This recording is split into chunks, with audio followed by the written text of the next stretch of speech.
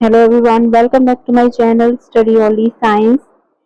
Science की class में आप सभी लोगों का बहुत बहुत स्वागत है। क्लास का टॉपिक है आवर्त सारणी। इसके संबंधित हम वस्तुनिष्ठ प्रश्न आज करने वाले हैं। तो आपको पता ही है कि ऑलरेडी पीवाईक्यूज है और जो प्रश्न आ सकते हैं एग्जाम में उनको मैंने इस क्लास में शामिल किया हुआ है। तो सबसे पहले हम आवर्त सारणी संबंधित महत्वपूर्ण बिंदु पर चर्चा कर लेते हैं। तो पहला बिंदु है आवर्त सारणी। जो आधुनिक आवर्त सारणी में तत्वों को परमाणु क्रमांक के बढ़ते क्रम में रखा गया है। ठीक है, पहला। दूसरा हो गया, इस आवर्त सारणी में एक ही समूह के सभी तत्वों के संयोजी इलेक्ट्रॉन की संख्या समान होती है। तीसरा पॉइंट है, आवर्त सारणी में बाएं से दाएं ओर जाने पर, बाएं से दाएं ओर यानी कि लेफ्ट से राइट ओर जाने पर परमाणु संख्या में वृद्धि होती है, परंतु परमाणु त्रिज्या क्या हो जाती है, घटती है। चौथा पॉइंट है, आवर्त सारणी में ऊपर से नीचे जाने पर परमाणु का आकार बढ़ता है।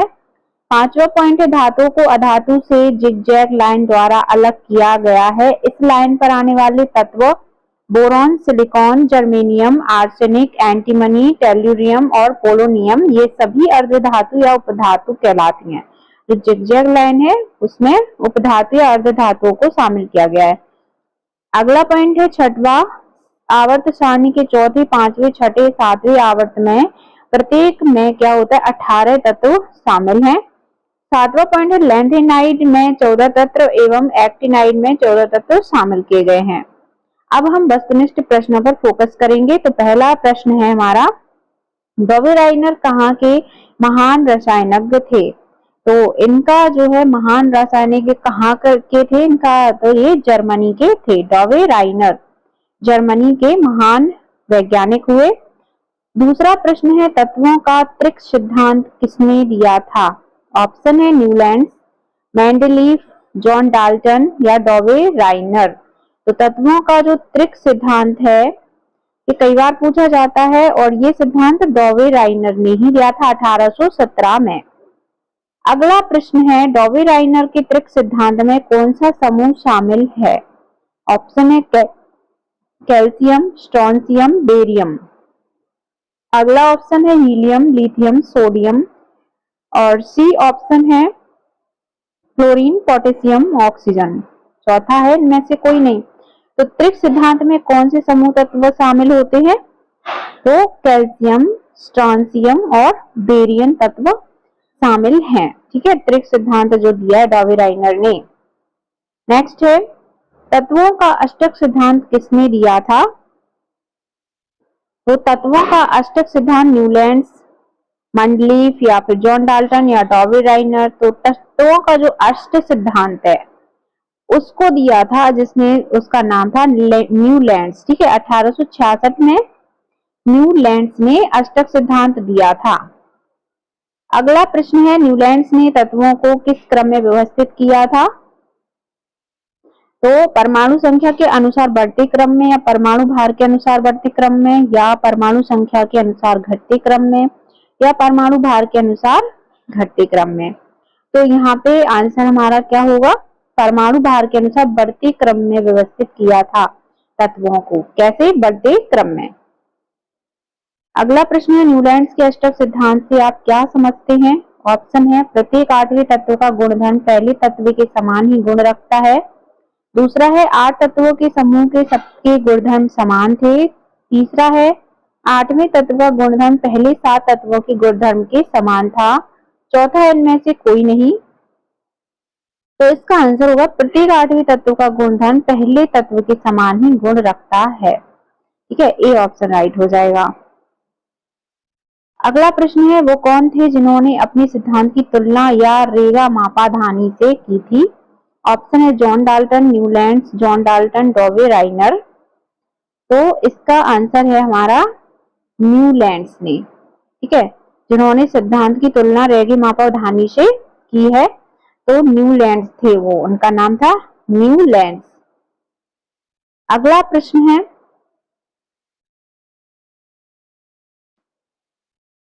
न्यूलैंड्स के अष्टक सिद्धांत के अनुसार किन तत्वों के गुणधर्म समान थे? ऑप्शन है मैग्नीशियम एवं एल्यूमिनियम, लिथियम एवं सोडियम, बेरियम एवं कैल्शियम, क्लोरीन एवं ब्रोमीन। तो लिथियम एवं सोडियम के जो अष्टक सिद्धांत के अनुसार तत्वों के इनमें दोनों तत्वों के गुणधर्म समान थे। तो यहाँ पे बी ऑप्शन हमारा सही हो जाएगा।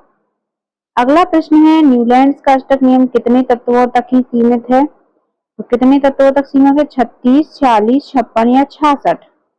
तो जो अष्टक नियम है न्यूलैंड्स का वो कितने तत्वों तक सीमित है? ये 56 तत्वों तक। ठीक है। अगला है, न्यूलैंड्स के अष्टक सिद्धांत की सीमाएं एवं दोष क्या थे? ऑप्शन है, अधिक परमाणु द्रव्यमान वाले तत्वों पर यह नियम लागू नहीं था, कई समान गुण धर्म वाले तत्व एक साथ रखे गए थे, अज्ञात तत्वों के लिए इस वर्गीकरण में कोई स्थान नहीं रखा गया था, और डी है उपर्युक्त सभी।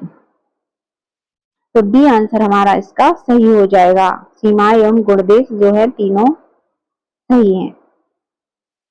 नेक्स्ट है, डिमित्री इवानोविच मेंडलीव कहाँ के महान रसायनज्ञ थे? फ्रांस, जर्मनी, अमेरिका या रूस? तो जो मेंडलीव थे इनका पूरा नाम था डिमित्री इवानोविच मेंडलीव। तो ये कहाँ के थे?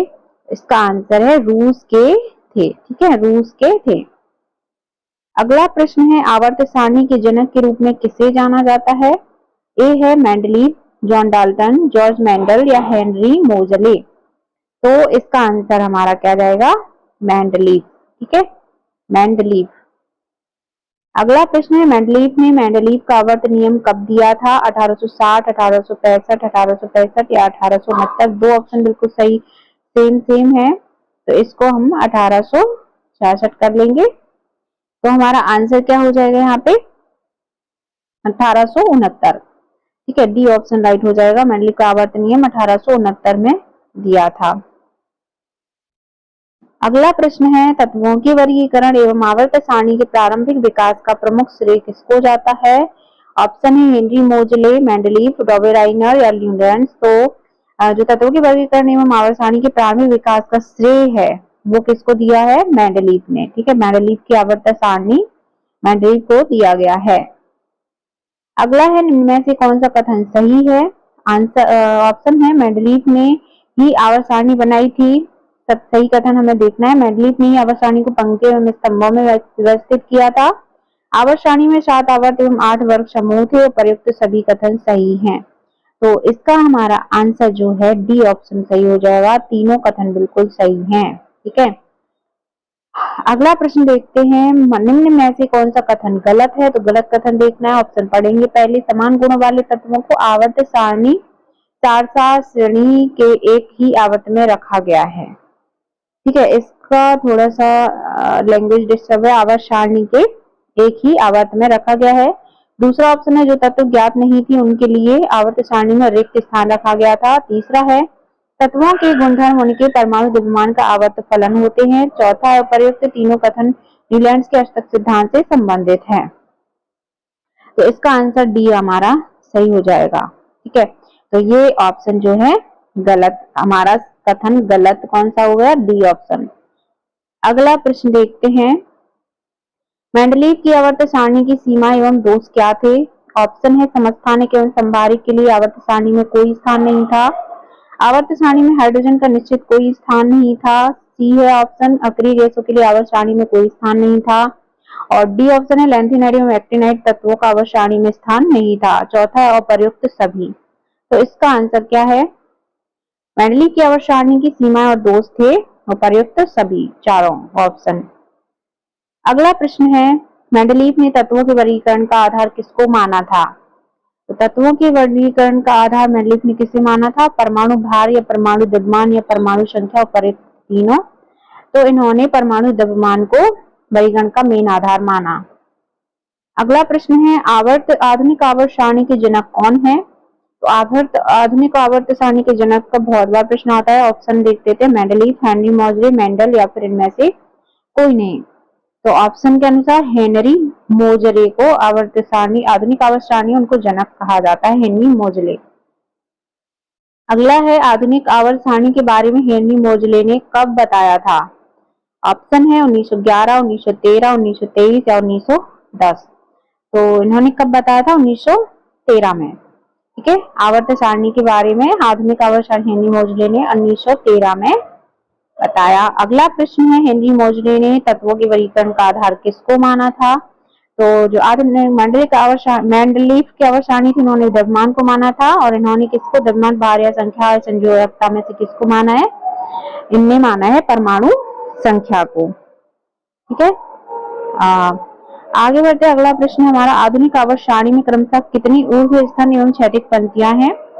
तो 7 एवं 7, 7 एवं 18, 18 एवं 7 या 18 एवं 18। तो आधुनिक आवर्त सारणी में जो ऊर्ध्व स्तंभ है इस तरह से, और क्षैतिज स्तंभ है, कितनी पंक्तियां हैं? तो इन स्तंभों की जो सही आंसर है वो है 18 एवं 7। ठीक है, 18 ऊर्ध्व स्तंभ है और 7 क्षैतिज पंक्तियां हैं। और अगला प्रश्न है, आधुनिक आवर्त सारणी में प्रथम, द्वितीय एवं तृतीय आवर्त में तत्वों की संख्या क्रमशः कितनी है? 2, 8, 18, 2, 8, 8 या 1, 8, 8 या इनमें से कोई नहीं। तो आधुनिक आवर्त सारणी में जो प्रथम, द्वितीय, तृतीय में जो आवर्त बने हैं उनमें तत्वों की संख्या भिन्न भिन्न है, और वो कितनी है? 2, 8, 8।